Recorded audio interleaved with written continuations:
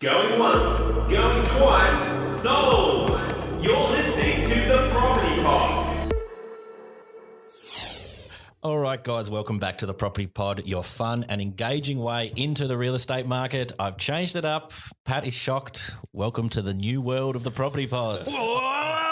I like it. I was lying in bed last night and I was like, I'm going to change it. You told me, you said it doesn't have to be the same. I said, I'm going to change it. Oh, he's just living on the edge. I am. John. He's just teetering right on that fine line. He does of not take danger. up much room at all. No way. Next week he's in with a leather jacket. He's a completely different man. Speaking of new things and jumping into the world with both feet, we're back in the video game. Yeah, I'm excited by that. It's one of those things where last year we kind of, based on necessity, we had to jump into kind of doing it over Zoom. You're in your little office. We're in here, or were we in the same space? I can't remember. We were you're just back like in here. squeezed into each corner Oh of the room. yeah, we measured out the space. It was 1.5. We had this covered. Yeah. But we actually got really good results from that. Do you remember old mate that loved the beanie? Oh yeah, the guy from Melbourne, the plan guy. Yeah, so it was kind of one of those things where it was like it was going well. We kind of life got in the way. We kind of had kind of 414 property code, the changeover, and everything kind of happened. And it was kind of one of those things like, why did we stop that? And Because so, it just didn't ever. It was too much work to get set up before. Yeah. we were really lazy. Is the best way to describe Yeah. it. Because it was coming across 3 different webcams on the 3 different computers as well. So so we've rigged up a new system, and we've kind of like bugger it. We're just going to throw money at the wall and see what happens. And it's not my money, so I'm not too concerned. And well, that's about right. Jeez, I hope it works. so anyone out there listening, jump onto some form and just watch 2 minutes of the video just to say, yeah, I watched it. You guys looked It'll good. make me feel better if we get some views on the video for the money we just spent.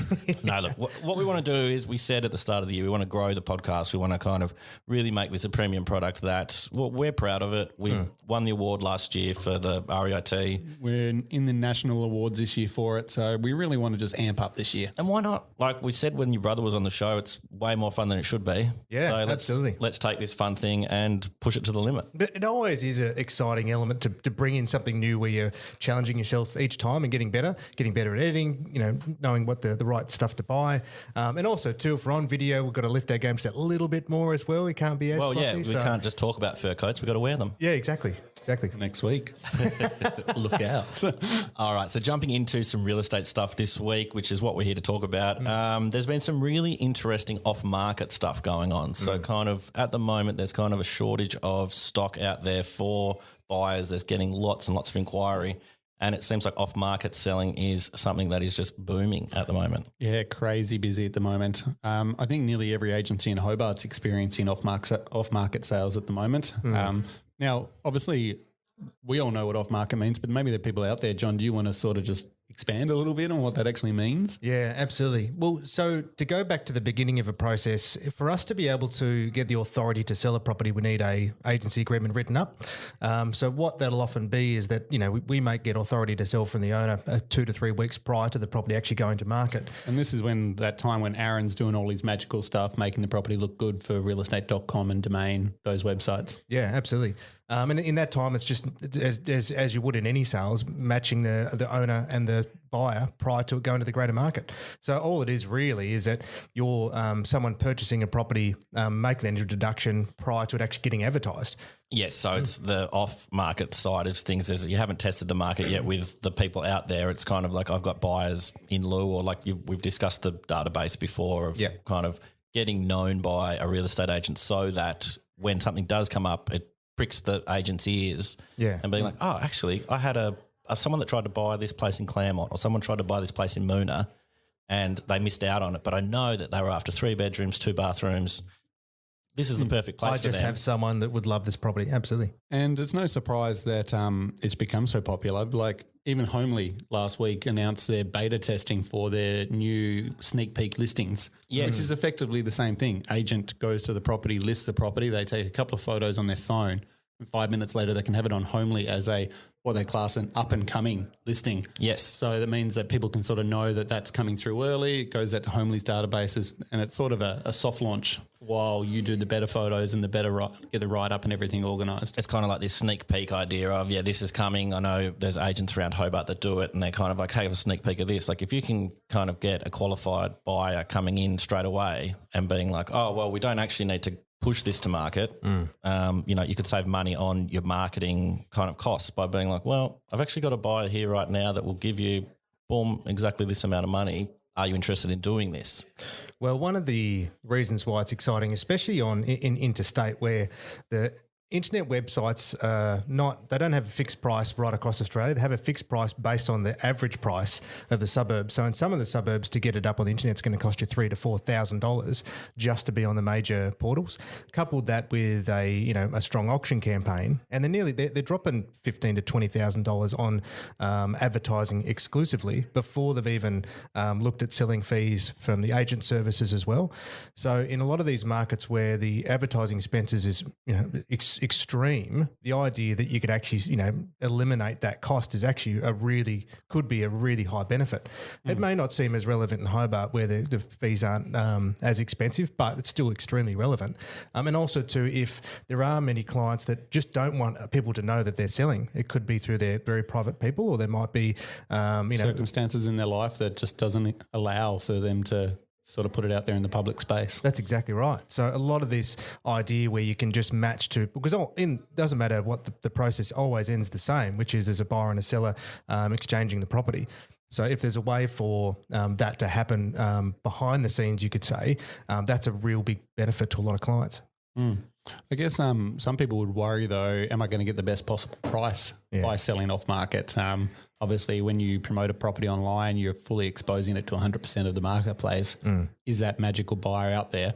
But I think what we've found in the past is that the pre-qualified buyers, the ones that are prepared to buy off market, they've normally missed out on 2 or 3 properties already. So they're already paying the correct price, in my opinion. Does that make sense, John? Yeah, absolutely. I was when I knew we were talking about this morning, I was sort of mulling it over in my mind how to best to phrase it, and when there's two parts, like those that will be hunting for off-market opportunities in the hope of searching for grabbing a bargain, and often that can be a case. I met a gentleman once many years ago in North Hobart where someone had knocked on his door that offered him what he thought was a great price, unconditional. So he took it, but he hadn't really thought about his next move.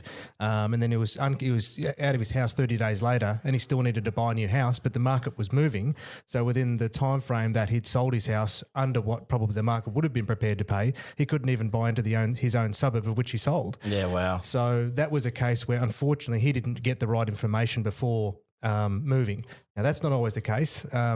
Where the other element is exactly like you described, Pat, is some people are just sick of missing out. And it's like, I don't care what I have to pay for this property. I'm just sick of going to 30 different open homes and finding out it's under offer constantly. Can you bring me an opportunity that I can just secure without having all this added work and stress? And if I have to pay 10% more for the privilege, I'll do it. That's exactly right. Because they just want to be done. And that's where then your question as the owner has to consider as well.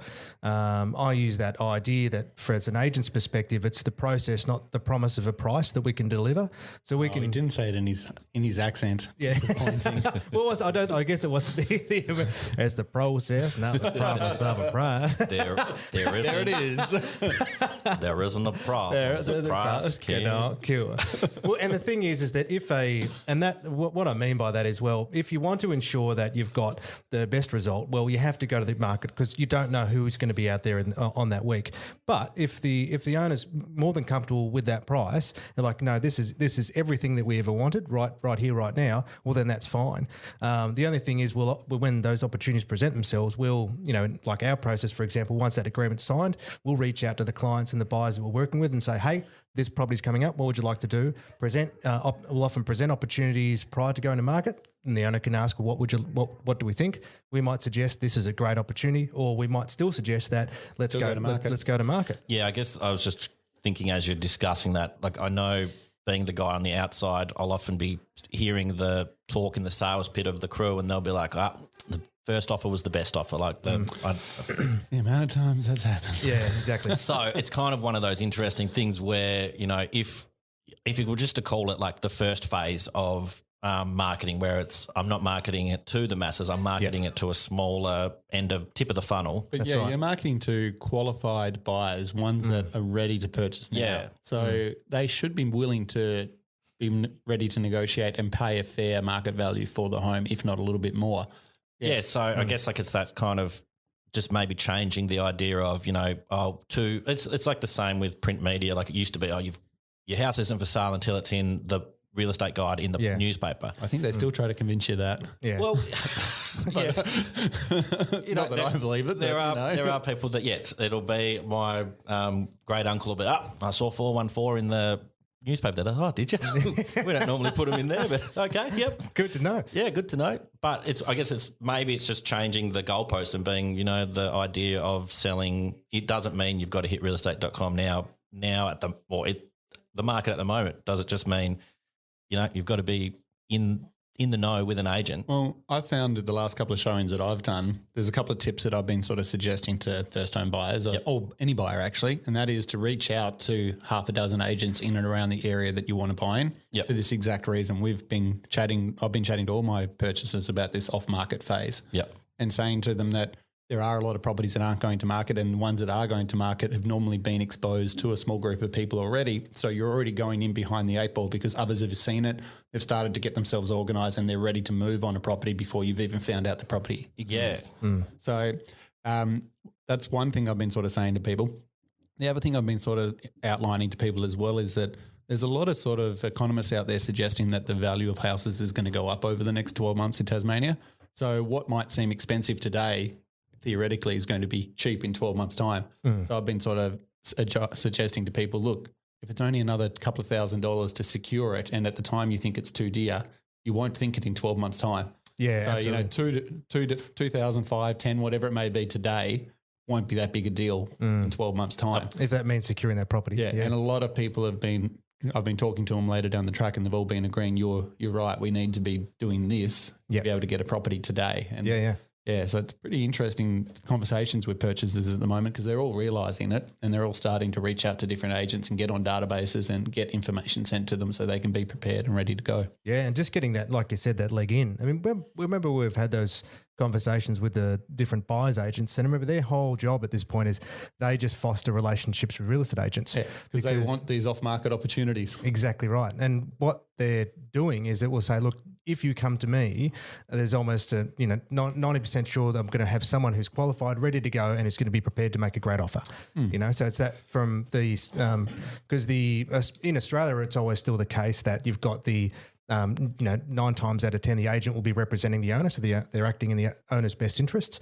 So the owner might just say, look, I need a quick result, please. So the best option in that instance will to make an introduction to someone like a buyer's agent who's probably got a quick qualified element if you really don't know anybody. And so they'll get early access. And that's exactly right. Like people get so worked up on the sale price of the property, but sometimes that's not the most important thing for a vendor. No, exactly. Like a vendor might take less for a property if it means that they can settle 30 days earlier because the conditions or the clauses are better in the contract. So is this something like if it's a cash buyer or if it's a subject to a house sale? Yeah, exactly. Subject to all of these things. Yeah, like take this scenario, for instance. Owner has to sell his house to be able to buy his dream place. He's made the offer on the dream place, but it's subject to the sale of his home. Yep. And then the agent's put in what we call a shortened period clause, meaning that agent can sell his dream house to whoever they like if a better buyer comes along sooner. All of a sudden, the house that he has to sell, he might not be so much driven by price, but more driven about what gets me my dream house quicker. Yeah, for sure. And if it means selling for $5,000 less because I can get a cash contract and don't have to stress about it, he'll consider it. Yeah. So, too many people get focused on price is the only important part when it comes to making a deal come together, but there's so much more to it. Cool. Yeah, that sounds like there's kind of a something to extrapolate on another episode there on. Well, we had a property sell in Dysart, and the conditions were almost identical in the end. So then the owner was asking about the buyer's story. And what the one that got it in the end was, because ironically enough, they were both couples, both around about the same age. So there wasn't any unique identifying characteristics in that sense. Yep. However, one of them said that they'll look after Annie the goat, and he said they can have it. So the little the Chateau de Prix, I think as it was, and it had this goat with a busted udder for so many years. But because they were prepared to look after the goat, he said, "Okay, they can look after it." We had a rental once that came with a sheep, and you had to feed it toast with Vegemite every morning for breakfast. That was part of the deal. These are Rosehaven That's so storylines. These are It literally was part of the rental deal that if you take on this house, the sheep just lives here. It's lived here forever. And Vegemite. And it comes to the back door for Vegemite and toast every morning. I love that. I don't know like if sheep should eat Vegemite on toast. But that one did. That one did, and it lives forever, so it wasn't doing it any harm. But If I could guarantee a lifestyle that allowed that, I would absolutely take that property. At our uni house, we would always talk about getting a sheep, or it sounds really naughty now. We never did it, but we were driving from Hobart to Launceston. We said, what if we just grabbed one And just threw it in the back. just put it in the backyard, and then we would never have to mow the lawns, and we could like maybe train it into where the cricket pitch is meant to be. You know, we just like eat here. Like Oh, it's like he's got a perfect line and patterns. yeah, He almost formed like a crop circle as well of just the sheep eating in perfect synchronicity. It was something we always talked about, and I'm glad we never did. But the easiest way to do that would have been to fence off the cricket pitch because, you know, sheep, they always like to get the grass that they can't get. very true. I like that. Yeah. Actually, that's very clever, Pat. I'll take that. I'll take that. Well, I think one of the challenges at the moment, and where we've had the research and domain and all that kind of stuff, and even from last podcast, where there was in Hobart, there's 50% more buyers than there had been, with like 30% less properties becoming available. So it goes to show that the stress that's been placed on purchases is real. Like it's just not easy. And as we know, all the competition are from other locals. It's not that inadvertent people coming from interstate. It's locals that are most passionate about this state. You'll love this, Pat, and Luke. If you're still listening along, you'll love this too. Surely we've lost him by now.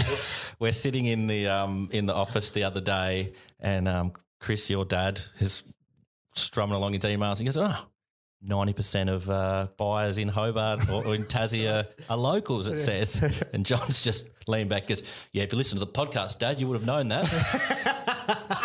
It's so true. That's a big middle finger to Dad. But it was bang on. Look, we were on this 2 weeks ago. You're behind the times, mate. So, Luke, just for you, mate, no, your dad still hasn't listened. Well, I think, but where then, for how do people take advantage of these opportunities?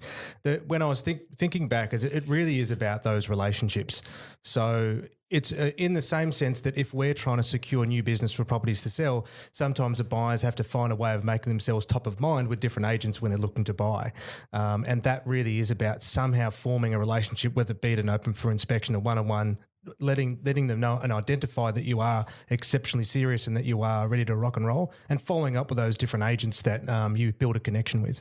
I had one recently who wanted to buy out at Bridgewater, and he rang me religiously every 7 to 10 days. Really? And he'd always start the conversation exactly the same. And after about 3 phone calls, it's like, oh, I know who you are. There you go. But it helps so much because we are talking to so many people on a regular basis. Like just having someone reach back out to you does help you remember them. Yes. Like a lot of people ring once and that's it. And then, you know, you have to understand we do our best to ring back every single person, but there is so many people we're talking to. It's easy for somebody to fall through the cracks. Absolutely. So, yeah, do reach out 2 or 3 times and just remind someone that you exist and that you haven't bought something and that you're still looking, because it definitely helps you go from sort of in the middle of the pack to back up the top from a sort of first of mind type thing when we are. Well, that's the other, absolutely. the other part of it is, it puts you into that forefront of the mind, being like, oh man, Trevor is really keen. Yeah, absolutely. Like if anything comes up, I'm going to hit Trevor up. Yeah. And then Trevor will be like, no, mate, I'm not interested in that.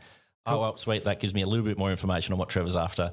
I'll continue to travel down the road of Trevor's house. And this guy always started his conversations with, hi, Patrick, I don't know if you remember me, but I was, and I'm like, yep, we talked less than a week ago. I remember exactly who you are. And every phone call started like, even after he'd signed the contract with me to buy the house and he was now officially one of my purchasers, he would still start his conversations like that. I don't know if you remember, but I bought property. I'm like, yeah, mate. I got you covered. I've actually got your name saved in my phone. Well, good on him. I mean, we had one of our old staff members. The only reason she called Dad every week going, have you made a decision yet? Have you made a decision yet? Have you made a decision yet? And he just went, stuff it. And he created a role in the business because he was sick of hearing from her. Nice. Yeah, it was just, just that persistence. And once you can find, and that's again, that element of relationship, and it becomes comical as well. So he could probably just say the same line, ends up just being a laugh. And with that, you're going to be excited to let him know about it. Yeah. And where the idea of volume of numbers, I mean, where we had, last few properties we sold, it was Lutana, Claremont, and so even just on those two properties alone, there was 80 new people that we made introductions to. There's like, keep me on top of mine. It's like, I'd love to be able to. I mean, we're here to serve for the industry. It's just a case of volume that we just cannot treat everybody on an equal footing all the time. And even when they're looking at when we had the guys at the property agents, they said they can only have a small portfolio because of the leverage of work that they have to do when they're acting on behalf of the buyers. This is the buyers agents you're referring to? Sorry, yes, the buyers agents is massive. Yes. But the old Trevor, if he's kind of every week, it's like, oh, yeah, that bloke. Oh, yeah, that bloke. So I think the good thing about what you're saying is like you've got the one in Lutana, you've got another one coming up in Lutana really soon. Exactly. If you've got that information of I've had 80 people interested in this, you'll have that stored kind of ready to go, like tagged in a database of being like, these people are keen on Lutana. And that's exactly right. It's hard though when out of those 80 people, there's one person there that has also said to you, I'll also look at Rokeby. And then remembering that one person was prepared to look at your new listing that's come up over here. Yep. That's where it gets a little bit tricky sometimes to remember every person's finer details. Yep. But I think the key takeaway from our waffling is that just pester agents over and over and over. Well, and find someone who's a good hard worker that is, that you can build a relationship with. Anybody that's listened to the Property Pod knows that John loves a waffle and John loves a phone call. Yeah. So there are, when we talk about getting on the contact lists, it's just worth doing because for the way our business works is that there'll be get emails pre-market on the day it's listed and they're notified once it's unconditional. So at least then you can, and who cares if you get an extra, for the time you're looking for properties, if you're getting another 10 emails a week in your inbox, who cares? Just go click, click, click, click, click, delete. However, there's going to, at least then, it'll often be the case, many companies do offer a similar service that ours do, where it's going to be at least listed on the day or notified prior to. So you're at least going to be able to make the phone call that first day, hopefully book in a private inspection, get in before 100. The red hot tip at the moment is don't wait for the newspaper guide to come out. No. It's probably too late by then. And it's almost too late to wait for realestate.com and domain these days, where once upon a time that wouldn't be the case. Yes. So those couple little websites we touched on briefly before, Property Whispers and what the Homely thing's coming out. Yeah, Homely is going to be a while away. They're only beta testing it now. We're lucky that we are one of the beta testers for it. However, it's not going to be massively used in Tasmania, but it will be coming soon. Well, that Property Whispers one, the way that works is that you register your details about what you're after, say 4 bedrooms, 2 bathrooms, X price, X areas, and then what agents or private owners can do is register that property through Property Whispers with only the minute amount of detail prior to coming to market effectively, and then that's going to do the property alert like I was talking about before. So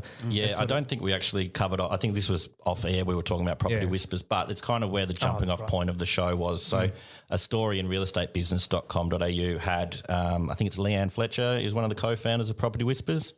And yes, so basically the stat that blew us away was 217% increase in the number of properties being sold off market just in the last 3 months through their system. So she won an individual of our real estate business women in real estate award last year. So it'd actually be really cool to reach out to Leanne and try and maybe get her on the show. Absolutely. We keep saying we're going to reach out to these people. Let's actually do it. We've got video now so they can see our lovely faces. Yeah. We're not scary.